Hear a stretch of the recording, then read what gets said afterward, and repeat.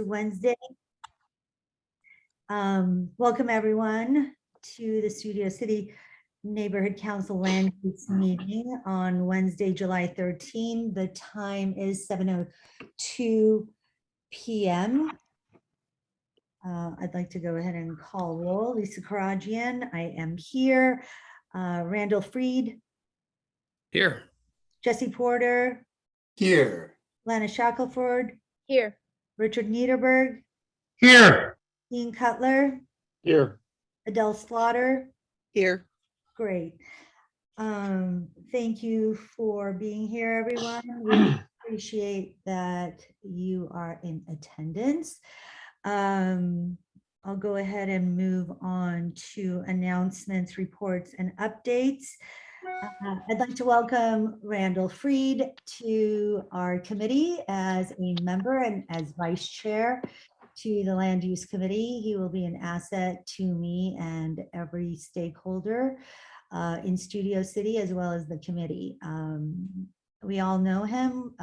He's a hardworking stakeholder that we appreciate as part of our committee and the commitment that he has made. So thank you and welcome, Randy. Moving on to, just wanted to get a couple of things out of the way with the alfresco dining in Studio City. Outreach efforts are being made for the transition to a permanent alfresco outdoor dining program.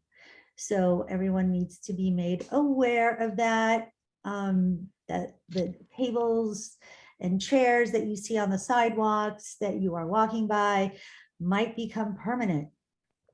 So the Department of City Planning is currently surveying residents on curbside and street side dining for these restaurants.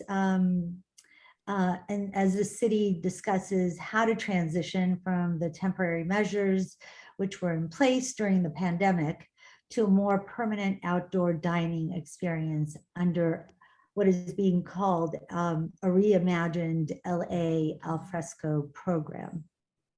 So you can read the summary of the program and a timeline for its redevelopment and take the survey if you wish at planning.lacity.org/plans-policies/outdoor-dining. So if you'd like to take the survey, please follow that link and let your voice be heard. Aside from that, I don't think I have anything just quite yet. I will move on to public comments on non-agenda items within the committee's jurisdiction.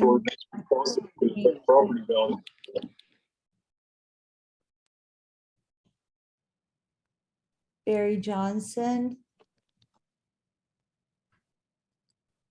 Yeah, I was just going to say it's my understanding that the new alfresco dining program will be for sidewalks and not parking lots and streets. You know, some restaurants now have more than double the seating capacity of what they had before COVID. And, you know, yes, they were hurting during the worst of COVID, but now they're making out like bandits by being on the street and parking lots. And yet our residential neighborhoods are many times suffering because those parking lots that are not being used for cars are on the residential streets. So I really hope to see we get back to some normalcy. But, you know, the more sidewalk dining we can have, the better, particularly as long as it's not interrupting flow for somebody in a wheelchair. Thank you. Thank you. Lisa, will that be for a 1 minute comment for everyone, or? I would appreciate 1 minute, please. Okay, very good. Moving to Patrice Berlin. Hi, everybody. So this one's for Lana. At the last meeting, Lana, you reprimanded a lot of stakeholders saying that they have no idea how hard the board works and the committees work. Well, I just want to remind you, the last board I was on for 3 years, and I was also on land use. So just, maybe your memory's just not so good anymore. I expect an apology actually is in order for all the stakeholders that you reprimanded. Thank you. Moving on to any other hands raised? I don't see any others. Closing public comment. Are there any responses to public comments by committee members? All right, thank you for that. Update on pending Comments project. from committee members? Oh, I'm sorry. Oh. Did I miss your hand? Sorry. Hi. Go ahead, Lana. So I would like to address Patrice. I am quite sorry if I offended you, Patrice. I understand that your involvement was a short period of time, and please know that I too have been involved with the neighborhood council for maybe close to a dozen years. So I apologize to anyone that I offended in any of their efforts or their hard work. So you must know and understand what a difficult position it is to be on any of these committees and or on the board, because we're all like targets. So since you've suffered through that, then I expect you to understand. I'm sorry if I offended you or any of the other stakeholders in that regard. Thank you, appreciate that, Lana. Okay.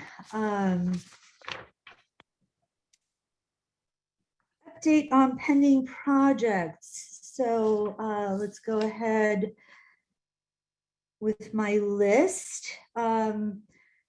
Sportsman's Lodge, the Residences Apartments, which we had a special meeting for this past Monday. It went very well, very informative, from Ben Besley, the applicant over at the Residences.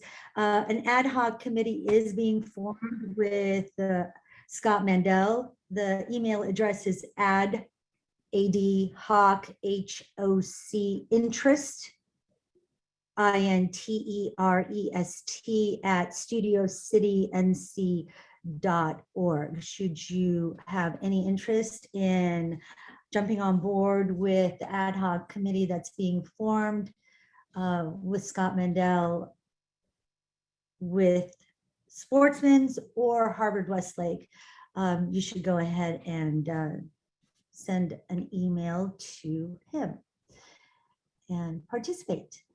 So that meeting, the special meeting this past Monday, is going to be on our YouTube channel. So if you want to listen in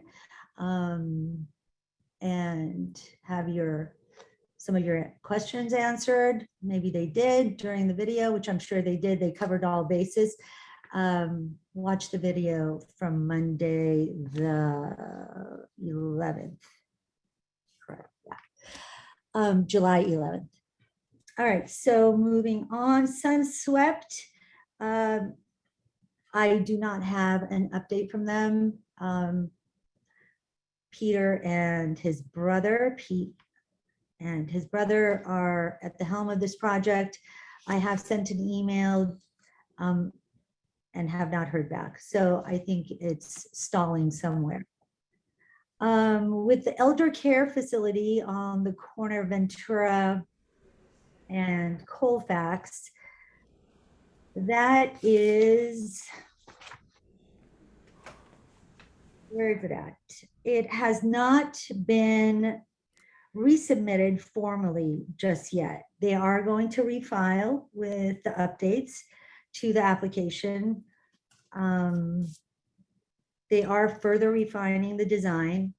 They did meet with all the departments for the pocket park that is being proposed for the development, and SRM actually did close escrow on that piece of property. So they do own it now. I did ask them to clean up the graffiti that I've seen in the past several weeks that have been coming up on all the surrounding walls, as well as all the weeds that have been popping up and down the property that faces Ventura Boulevard. So they said that they would get right on that. Hopefully in the next couple of weeks, they'll have those items taken care of. So where it stands now is just refining the design, and as soon as they refile and resubmit, they will come back to us. But we don't see that happening until the end of summer, most likely fall, September, October. So that is the elder care facility. Moving on to the market that we had before us on Ventura Boulevard at Eureka. Everyone remember that project? Right. So that project will be no more. It has gone away. We will not be getting a supermarket there, nor any of the retail spaces that they were proposing to put on Ventura Boulevard. They are going to rethink the concept, possibly come back to us 6 months, a year, 2 years, 5 years, who knows? We are not having a supermarket there. That is no more. Moving on to the Rafi Auto Tech mixed use project on Radford and Hoffman. So I've tried to get a hold of Mr. Rafi Kuyumjan, and I haven't had much success at all. But I did talk to a resident who did talk to him about it, and he may or may not be reconsidering the project. He hasn't said this to me directly, so I don't want to state that as fact, but that is what was told to me. So this project was a transit-oriented community application, which means that it was approved before we even saw it. I did mention it a couple of times, which, when I do go through my list of the pending projects in Studio City a couple of times, but I never had any official paperwork in front of me to be able to speak to it. So I will answer your hand being raised at the end of my update. Okay, Barry, thank you. Harvard Westlake, I don't have a direct report from Harvard Westlake themselves, but in regard to the EIR, that may not be released for another, it could be 3 months, it could be 4 months, it could be 5 months, it could be 6 months. So at this point, they are going through over 1,500 emails and letters, as well as everything that we from land use had submitted to them. So it's going to take a little bit of time, have some patience, but they are working on it. But we won't most likely see anything from them in regard to the EIR for another several months. Other than that, I don't have any other pending projects. Let's go to questions. Barry Johnson. Hi, I was just going to say, Rafi called me yesterday when he couldn't reach you and just said that he is considering other options, but it's too soon to say what he's going to do. So, but he wanted me to say that for him because he couldn't be at the meeting tonight. Okay, great. Thank- He said he might know something for the August or September meeting. Okay, cool. Thank you. Thank you for that. I appreciate you talking to him. Anyone else with any questions in regard to number 5? Update of pending projects in Studio City? Yes, Adele, go ahead and unmute. Oh, thanks. I just wanted to know about, I had sent you an email about things I wanted to ask for Arc Drive, but I think you got a little too busy with your brother. Oh, and did I everything. miss that? Yeah, so do you think that I could go ahead and ask those questions of them? Well, they're going to be resubmitting. I'm sorry, they're not. I didn't send it because I was with, what? Hang on a second. I didn't touch on that, did I? No, Okay, hang on a second. Let's try. So let me give this update okay, and then I'll answer your question. So with the Arch Drive apartments, the landscaping renders are almost ready with the new addition and the updates that we asked them for. And that is coming to us maybe in the next month. So their architects and their landscape designers are working on that. They are making progress with the city with a traffic assessment / study because I met with Mehmet Berker of Council Member Rahman's office. And we did take a drive and sit at that corner for a while and stared at the property and the way traffic flows there. And so we're hoping to slow down traffic some way, somehow. So that's what they're working on. It could be a traffic light. It could be something that is going to slow traffic in that curve at Marshall's. And they are still working on updating the applications with all the changes that we've asked for. So back to your question, Adele. I mean, I forwarded your questions to Jonathan Riker. He can answer you directly, or he can answer me and I can forward it to you. But there are some items there that that should just, I will revisit that email. Can you send that back to me? Yeah. Yeah. I remember looking at it, but I don't remember. Yeah, I don't remember answering you. I don't think I did, right? no, Right, okay. Can you please resend that? Yep. Appreciate it, thank you. Anyone else on any of the updates? No? Okay. All right, so moving on to the proposed wildlife district ordinance, number 6.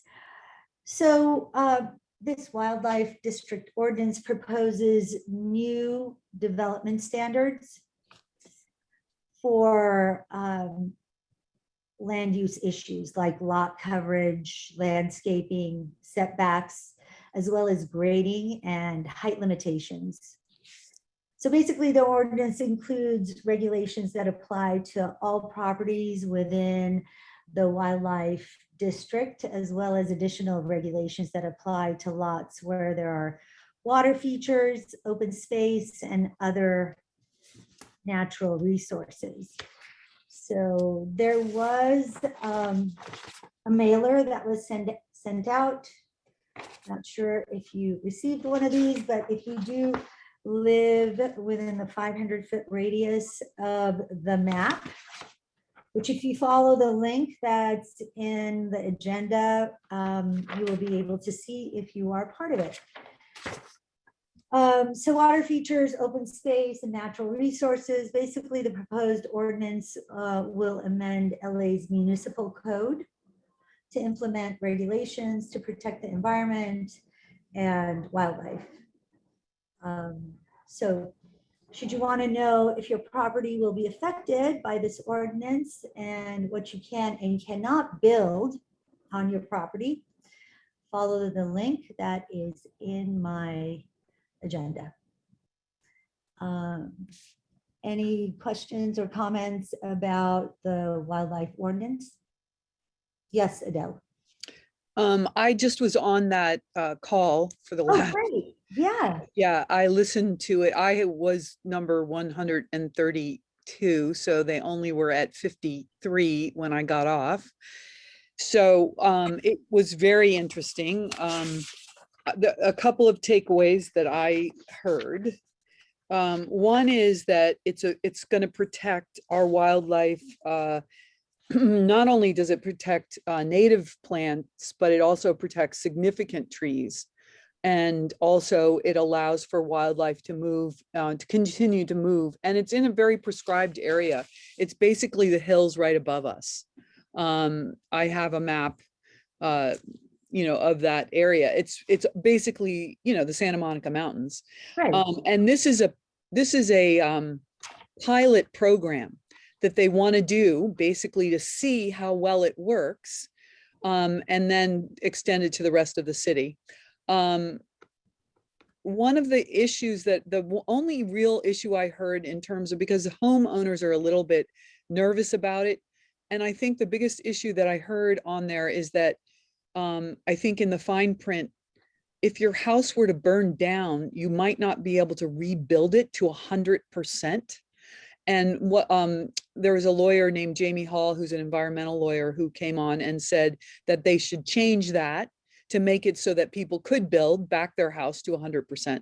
So there's a couple of, it feels like they need to do a couple of fine tuning. The essence of it is very good because it's protecting, biodiversity, but there are some problems. I think they went, I don't know. And I haven't read the ordinance as clearly, but just listening to it, there was a lot of support for it. And then, some opposition. Oh, great. Thank you so much for that report. I really appreciate you attending. I would still be there because they are still talking. Trust me. There were like over 500 people on the call. I'm sure. Yeah. Yeah. A lot of people are going to be very affected. Yeah. Things will change with this ordinance. Melanie Winter, please unmute. Yeah, I'll just clarify. The ordinance applies to new construction. So if an existing development that did not conform to the protections that they're trying to accomplish were to be damaged, destroyed in a wildfire, then when they rebuilt, they would have to conform to the new ordinance. So, and if that happened to mean that they couldn't build exactly what they had before, it shouldn't really be considered a massive loss. We're just looking to protect the biodiversity. So it's not so much that they're looking to significantly restrict building size, et cetera. They're just trying to ensure that new or redevelopment conforms to the ordinance protections. That's it. Great, thank you. Thank you for that. Anyone else?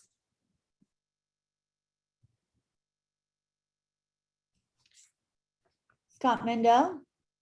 Hi, thank you. My question is, when will this be ripe for a possible motion to a council file for us, for the neighborhood council, to comment on the ordinance and to comment on it before the city council votes? Thanks. They've extended the comment period to August, I think, 22nd. So, if you wanted to get up to speed on it, you could do it at the next board meeting, Scott. And maybe Melanie and I could help you with that because we were both on that call. Great, thank you. Okay. Great. Thank you. Sue Taylor? Hi. Hi. So I actually have read this ordinance and the prior iterations of the ordinance, and I think that there's far more problematic things about it that need to be addressed. Again, there's a whole lot of things that seem to be minor things, but there are areas that are targeted for inclusion that really don't have any of the features that would have suggested that it should have been included for inclusion. There's some fencing issues that LAPD doesn't seem to be on board with, and potentially LAFD is not on board with. It actually will also further limit homes that currently are under the hillside ordinance, so that it seems to be sort of contrary. It'll be restricting those homes, which sort of seems to be contrary to what the city is supposed to be doing with increasing housing. And there's just other small things like related to trash enclosures. Right. You know what, Sue, can you, you did email me, right? I have an email. I did. Going Yes, I back. did. You know what I'll do is I'll put you in touch with Adele Slaughter, and then you guys can go ahead and work on a CIS together to submit to what Scott wants for a CIS. Yeah, can that work? Yes? Okay. Okay, great. Thank you, Sue. Anyone else? Yeah. Oh, I'm kind of curious why, hold on one second, let me just confirm on the calendar. Sure. So, Adele, I believe you said a comment period has been extended to August 22nd, correct? Yes. So there's actually time even before our, if we, assuming we would have an August meeting, that it could be on an August agenda. And it seems like there's really, based on the limited comments I've heard, I've not read the ordinance as of yet, but really that there are two potential lanes of thinking. One is from a clearly, which I think is the basis of the ordinance, is sustainability. But then also what's mentioned by Sue, that there are some, looking at it maybe not purely from a sustainability point of view, but from a land use, whether it's with fencing, just the example she mentioned, that maybe this is an ordinance that both committees should dig in and either come up with a joint motion that agrees with both committees, or perhaps, which we've had in the past, maybe the motions would be like 1 for, 1 against. We've seen that actually with Barry's committees. And then the board could decide ultimately which side of the argument we would land. That to me seems to make, would make more sense, to be more balanced. So that way, those that feel there are issues with the ordinance, they can feel that it's actually been, those concerns have been heard, and those, of course, that are perhaps say, well, no, those are valid concerns, but the issues of biodiversity are more important, the environmental issues are more important. Does that make sense? Yes. So you're suggesting that we put this with a possible motion on the land use committee for next month, and we'll still have time to take a vote and bring it to the board and file our comments and see how. Correct. And I think sustainability could do the same, either separately or jointly. And that way I think that way that way there's not this rush to get something by next week. Right. Okay. I agree. Great idea. Thank you. So I'll email you, Sue, and have you speak on this matter in August, if you would have the time, for you'd have a 15-minute designated for you to speak of the ordinance. And then by then we'll go ahead and make sure that we're up to speed with it too. Barry Johnson. Yeah, I was just going to say the August board meeting is August 17th. The 22nd is 5 days later, which includes a weekend. We have not done a motion turnaround like that since before May of 2016. So keep that in mind. I don't know if presently we have that ability. We did prior to May of 2016. Oh, we'll make it happen, Barry. We'll make it work. Everyone's on top of it right now, so we'll make it work. And it's a comment period, so it's just a suggested cutoff date. But we should aim for the 22nd. Anyone else? Okay. Moving on to number 7, Ventura Kawanga Boulevard Corridor Specific Plan. So the Southeast Valley Community Plan Updates team is hosting their virtual office hours and sessions. This is, I think, something very important for all the stakeholders to participate. I know everyone has a lot to say about the community and the neighborhood, and this specifically is the specific plan of Ventura Kawanga Boulevard. So that would be today and tomorrow, and the 18th and the 19th. The team is soliciting input on Los Angeles City Planning's recently released land use concepts for the Ventura Kawanga corridor in Studio City. 45-minute sessions. I think that's on Zoom with a planner, or small groups of up to 8 people to review the proposed concepts and have guided discussion with staff from the Southeast Valley CPU team and fellow community members. So the concepts for the Ventura Kawanga corridor are part of, or have become, or are becoming part of the Southeast Valley Community Plan. So we're a little unsure right now because it was always the specific plan. But as stated in all the paperwork that I've been reading, is that since June, I think, of 2021, it's being proposed to be rolled into being a part of the community plan. So it's part of the land use element of the city's general plan. So under this general plan, it's called elements such as the land use element or the housing element.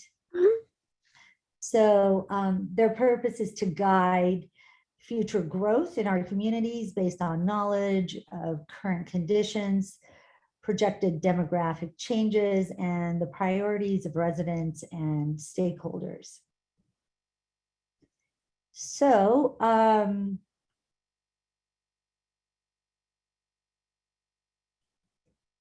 questions? Barry Johnson? I was just going to say the planning department would like nothing better to increase heights in the specific plan, specifically the height allowed in the block on between Whitsett and Coldwater is 30 feet high. And in the case of Sportsman's with a density bonus, they can get 11 more feet. That's 41 feet. In order to get the 78 feet that they want, they have to go before the City Planning Commission right now. But this could be undone, so they don't even have to do that. So I encourage people to attend one of these meetings and tell them to leave the specific plan heights alone. And along the 17 miles of the boulevard, there's 3 different categories of building heights, and that happens to be the lowest between Whitsett and Fulton. It's the medium zone between Laurel Canyon and Whitsett, and a place like Sepulveda and Ventura is the highest zone. So it's the lowest zone even where Sportsman wants to build 78 feet. Thank you. And at Sepulveda and Ventura, it's 70 and up, 70 feet and up. Thank you for that. Anyone else?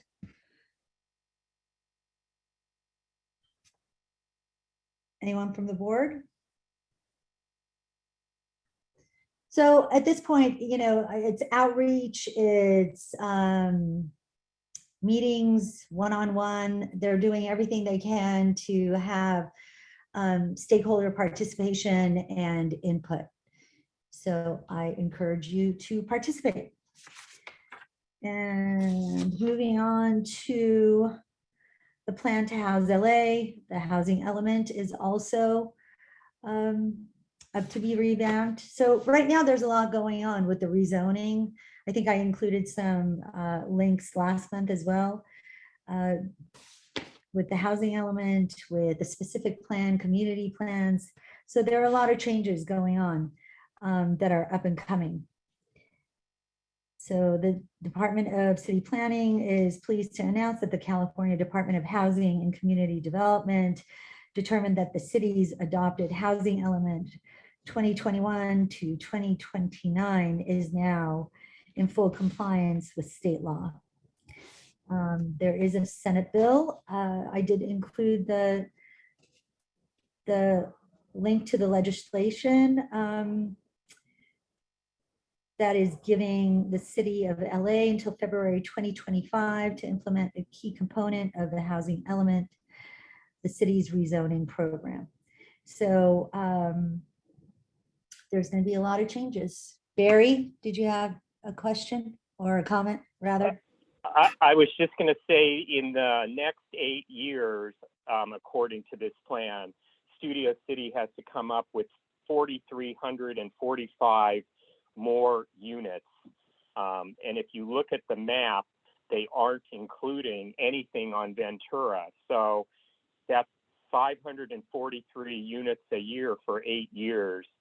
So we, anything that goes on Ventura, we've got to get made part of this number.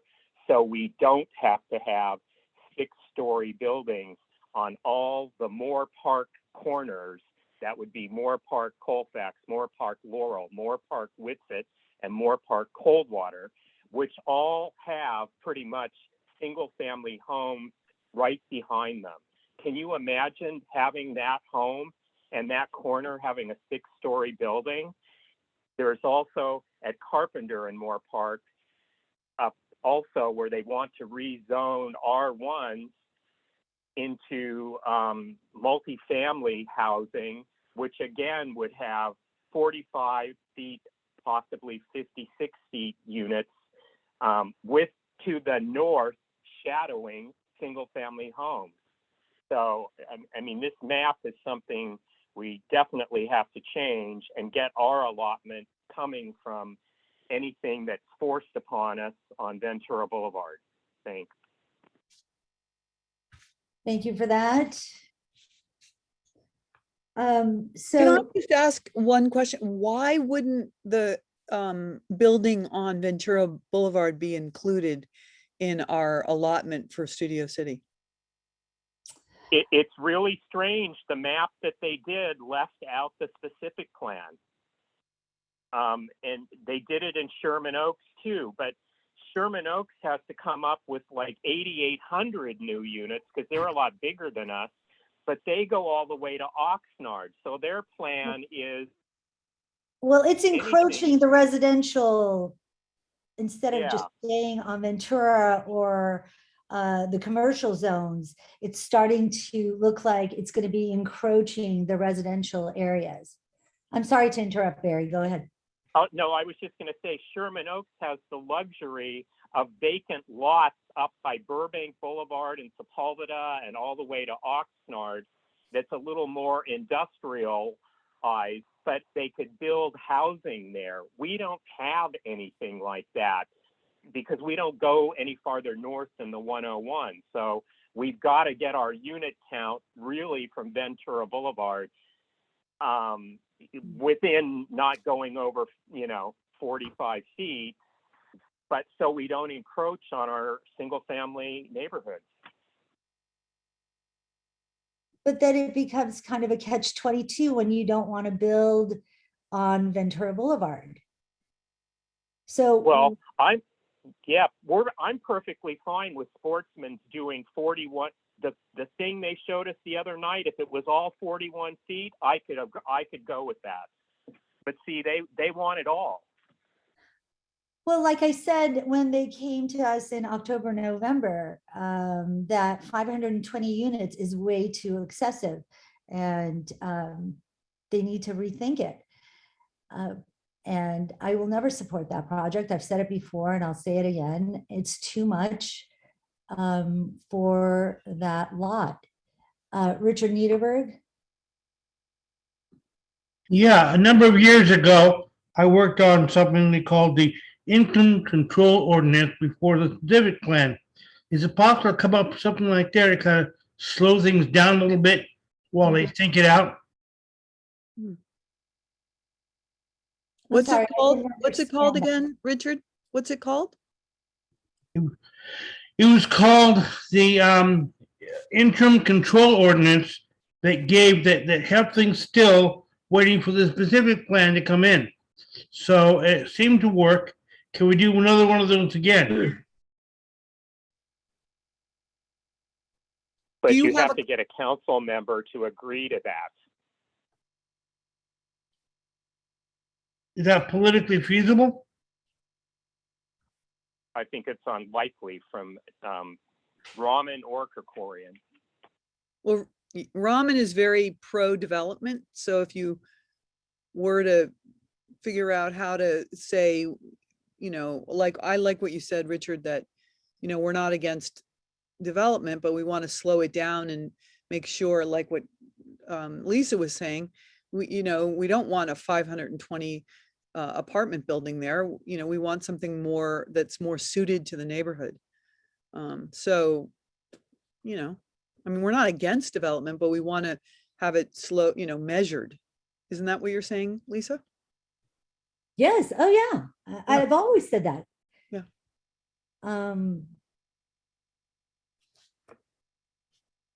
Development that is suitable to the community, the parcel, the land, there's so many elements that go into it, right? Transportation, walkability, water, sewage, electricity. So just wanted to include those links for everyone to just be made aware that changes are coming, and for us to stay on top of all of it. Comments from members on subject matters within the committee's jurisdiction. Number 9, anyone? Any comments from any committee members? Sure. I just wanted to just because it was thrown as an example in the last regarding 31 feet, 30 feet, 41 feet with the 11 extra feet. I just want to be clear, and the specific plan is available online, and it's 79 pages, and I would encourage everyone to read it since this is something that's being proposed to be opened up. It's worth noting, as it says in the specific plan, that in addition to the community, commercial neighborhood, and general commercial plan designation areas, which is our area and the area of Coldwater and Ventura that we was using as an example, buildings abutting a major and secondary highway may only exceed 30 feet in height if for each 15 feet increment, a portion of that increment above 25 feet, at least a 10-foot setback from the roof perimeter is provided. So yes, the height limit is 30 feet, but with the setback that was presented by Midwood Development, that would get them an additional 15 feet. So now we're at 45 feet. Then they have the 11 feet. So that gets them actually to 56 feet. What they're proposing is still higher than that, obviously. And then their claim is what they're proposing, obviously, will go to the Planning Commission. Well, how many exceptions do they have with the low, very, very low income? There's no, at least from what, and I reached out actually to both planning deputies in Michelle and forget her name, Ed. Councilmember Rahman's office. Ed. I was in touch with both of them, asking questions about this, and both of them previously worked for city planning directly. They have both indicated that there is no height restriction. So they confirmed what Midwood is trying to do, is that there's no restriction in height in terms of very low income developments. That being said, they would still need to get a plan commission. The specific plan still weighs in, but they would get in it, but it's possible that they could get an exception. They didn't indicate which way the council member is leaning. But anyway, I would encourage everyone to, not only to attend about the specific plan, but also to read what's in the specific plan itself. Because it can be confusing. I was confused about a couple of details until I had to reread a couple things, and voice your opinion. There is a housing shortage across the entire city, and the new housing element does put some pretty tough numbers.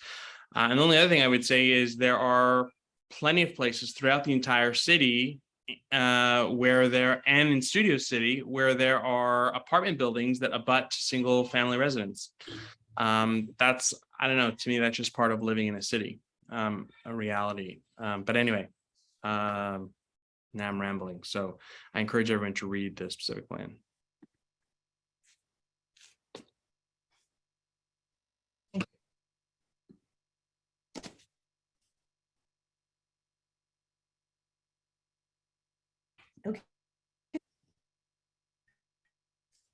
So closing, thank you all for attending. A couple people want to talk. I Lisa. really We got Patty. got Okay. It's Patty. it. Hey, Lisa, thanks for saying that regarding the Sportsman, the hotel development that is suitable for the land. I think we could apply that same statement to Weddington.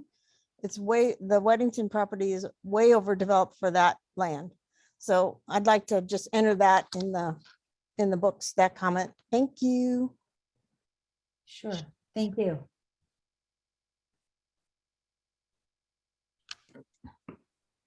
Barry Johnson. Yeah, we don't have any 6-story buildings abutting single-family homes. We might have some 45-foot ones, and we have some 30-feet ones, but 6 stories is 2 stories taller than anything we have right now, except for a couple places that have density bonuses. And if you go to Moore Park near Coldwater on the north side of the street, there's a density bonus building that was built there. It's 56 feet tall, and there's a single family home behind it that lost sun in their backyard forever because of it. It's a perfect example of what I'm talking about. And that's only 5 stories. They want to do 6 stories on all the Moore Park corners. So that's why I say we need to use the land on Ventura and go up 4 stories, not 6, 7, or 8, and get our numbers from there. And I think it can be done without encroaching on single family homes. And so many times I've been in planning department meetings where they say they want to have graduated height next to single family homes. Well, let's, now it's time to call them on what they say and have a step up from single family. You've got to have a zone in between that's a medium height before you go up so high. And that's what they haven't been following through on. Thank you for that. So with back to Sportsman's, don't they get to 90 some odd feet by transitioning into it? I don't think it's 90 across. It's Um, 78, but the 90 is because of the elevator shaft. Right, but that sits back. And you also have to remember with sportsmen's, at street level at the sidewalk is much higher, as opposed to when you get into At the highest point of the hotel currently, so the elevator shaft, the overrun, right, at the highest point, right. what's proposed in roughly the same place in the center of the property would be the overrun would be 18 feet taller than their overrun.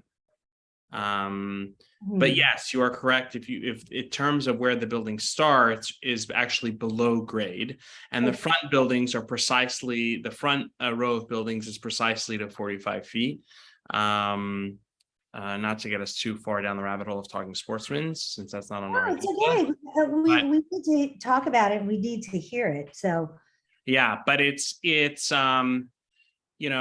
and there's a link that was from the meeting on the 11th where you can see their plans. And I know Scott has been in conversation. I was in conversation as well with Ben Besley that he had said they would have a dedicated website where you could click on links and you can see all of the details, what they've submitted to planning. I don't believe it's not up yet. That's why Scott had all the links.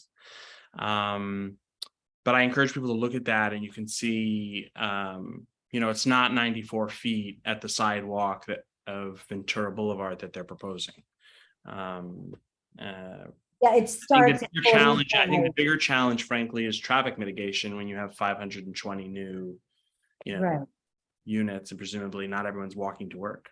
Well, I think their concept is that, or their thought process around it is that, it's a live, work, lifestyle type of residences where they're making it possible for you to just stay within the boundaries of where you live. So you're not getting in your car so much. This is their thought process, is what I'm thinking, where you've got your gym right there, you've got your restaurants, you've got your supermarket, you've got, everything else. They're, I think, thinking that they're just make an all-inclusive type of living situation where you won't have to get into the car to go and work or do anything else for that matter. If you're socializing, it kind of happens right there. If you're working out, it happens right there. And so you're not really, I don't know how they are going to prove this, but you're not really contributing to the traffic element. But we'll see what, there is an ad hoc, so join and see what happens through there. Anyone else from committee? Comments? Lana. Hi, Lana. Go ahead and unmute. Thanks. Hi. So Randy mentioned something about sportsmen's and the conversation you had with some of the people in Nithya Raman's office. So there was a phrase you said something about, or they said to you that it is unlimited because it's a low income development. What was that phrase? If you're building a low income, if you're getting a density bonus, which even Barry, for example, mentioned, Barry said there's no buildings but a couple where there's a density bonus. So if a developer, right, it's a ploy the developer, I shouldn't say a ploy, that doesn't sound correct, but developers have an option of applying for a density bonus. This allows them to add extra units to a project. The caveat is that in order to get those extra units, they're usually on some level of it could be low income, very low income, et cetera. So some level of AMI, area median income. But if they're adding that, property, is finite. So then they have to potentially go up. There's no height restriction on going up if they're building off of a density bonus. as I And- understand it and as indicated by. Okay, and so that density bonus is measured by the number of units they plan to build, right? Isn't that a ratio? So with their 500 plus unit That's why they They're have. going for the maximum. They're They're going for the going for the maximum of maximum. 15, the maximum of 15%, which is 78 very low income units. Okay, and so that it wouldn't matter. They could go for the maximum no matter how many units they would be building, or is it because it went over a certain number? So if they were at 300 units, would they still have the same? No, there's a percentage of that. So it's just the percentage, which makes it fewer that they offer. So Yes, no and- matter what the unit amount, right? Whether it's 300 or 550 or Correct. whatever the percentage is, they're still going to have the low income development units available to them. Yes, Okay. because that gives them the incentive to go up.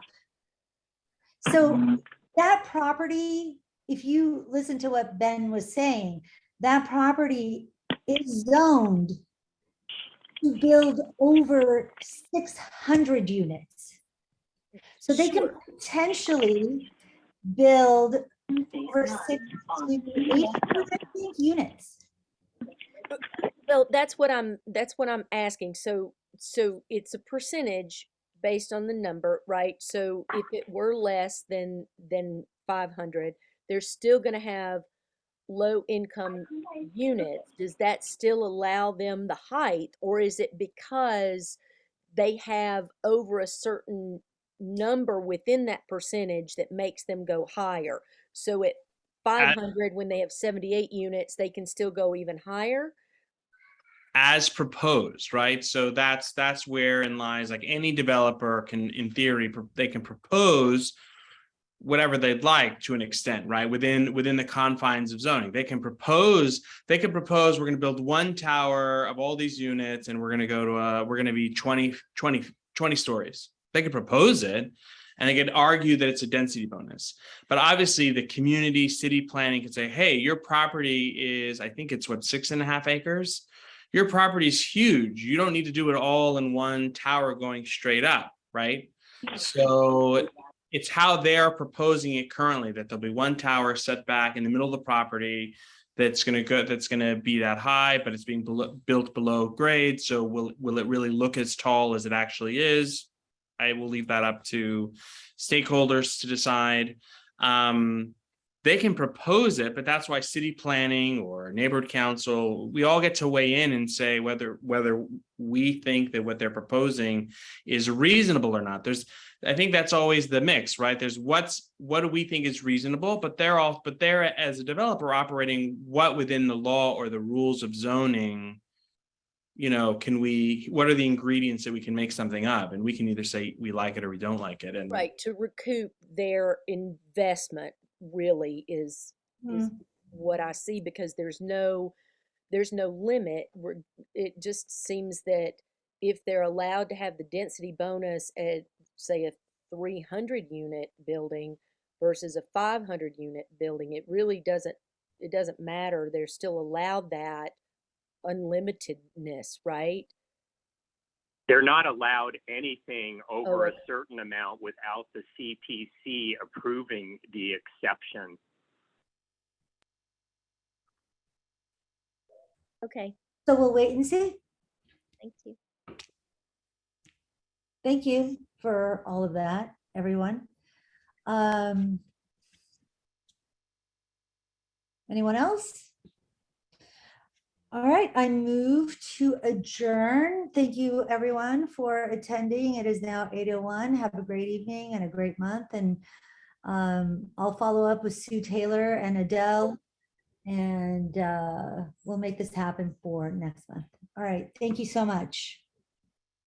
Have a great night and a great weekend. Bye-bye.